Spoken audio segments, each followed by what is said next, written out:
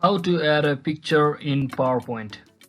So hello guys, welcome back to my YouTube channel. In this quick tutorial, I'll be showing you how you can easily add a picture on your PowerPoint.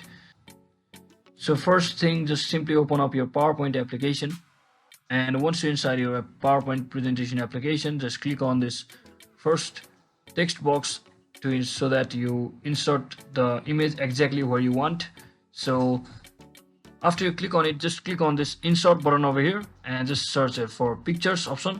And if you want to go for the online images, you can either go for online images or stock images with your premium content from the stock image library. So as I want the image from this device, I will just simply click on this device option, and I will just let you show the image with my device, that is this. So once I do this, you can resize this image just like this by doing like this, and you can also delete the text box from your behind the scene to make your image look a lot livelier.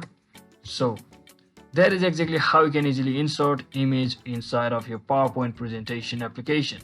So hope this video was helpful guys. If it was, don't forget to like and subscribe to the channel. See you on the next one.